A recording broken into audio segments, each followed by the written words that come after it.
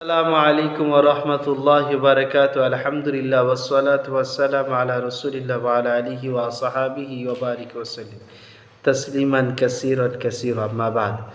এখন যে বিষয়বস্তুর উপর আলোচনা হবে বা হাদিস পড়াবো সেটা হচ্ছে এই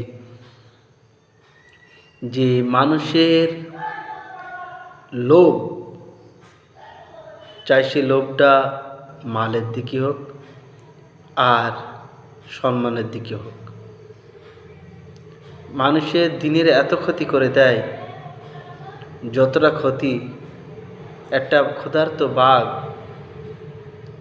এক পাল ছাগল বা ভেড়ার মধ্যে ঢুকে আক্রমণ করলে অতটা ক্ষতি করে না। আসুন হাদিস থেকে জানি। আন মালিক রাদিয়াল্লাহু তাআলা আনহু قال قال رسول الله صلى الله عليه وسلم ما ذئبان جائعان أرسل في غنم بأفسد لها من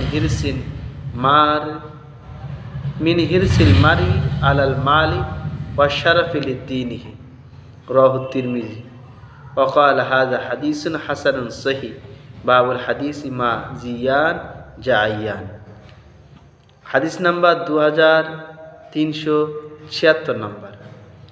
হযরতে মালিক রাদিয়াল্লাহু তাআলা আনহু হইতে বর্ণিত আছে যে রাসূল পাক সাল্লাল্লাহু আলাইহি ওয়াসাল্লাম ইরশাদ করেছেন, দুটি ক্ষুধার্ত বাঘকে বকরির পালের মধ্যে ছাড়িয়া দিলে উহারা বকরির পালে এই পরিমাণ ক্ষতি করতে পারে না যে পরিমাণ মানুষের মালের লোভ ও সম্মানের লোভ তাহার দিনের ক্ষতি করে। তিরমিজি শরীফের হাদিস। আমরা এই হাদিস দ্বারা পরিষ্কার বুঝতে পারলাম যে একজন মানুষের লোভের কারণে তার দিন তার থেকে সরে যায়, তার দিনের ক্ষতি হয়। আবার আরেকটা ক্ষুধা হচ্ছে মানুষের মধ্যে যখন সম্মানের চেয়ারের লোভ এসে যায়, যেরকম বর্তমান কিছু হুজুররা জলসা দিনের দাওয়াত পৌঁছানোর কাজ বেশ করছিলেন, সমাজ সংস্করণের কাজ বেশ করছিলেন, কিন্তু তাঁরা এখন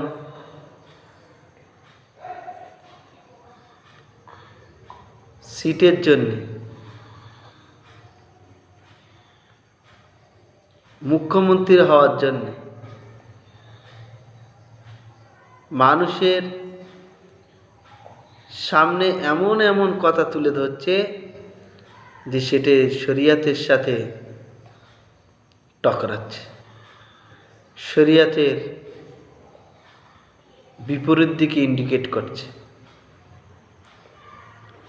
আল্লাহ তাআলা অনেকেই কবুল করেন, নিয়ামত দেন, মানুষের মধ্যে ফেমাস করে, তখন তার কন্ট্রোল করা দরকার ছিল যে আমাকে আল্লাহ তাআলা দিনকে আরও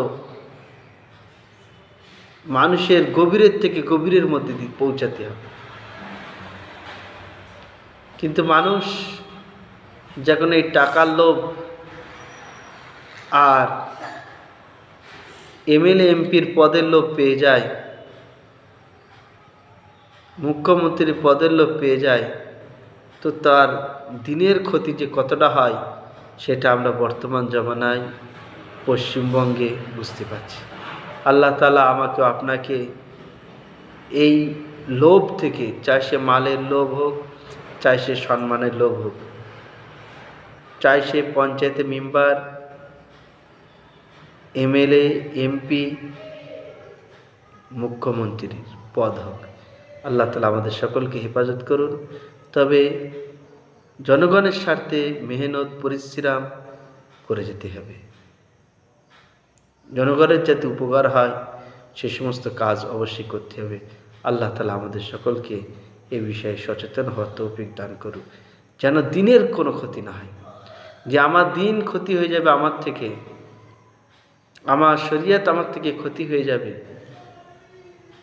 আর আমি এদিকে এই করে বেড়াবো, ওই করে বেড়াবো, এই সম্মানের অর্থে দৌড়াবো, এই সম্মানের অর্থে দৌড়াবো।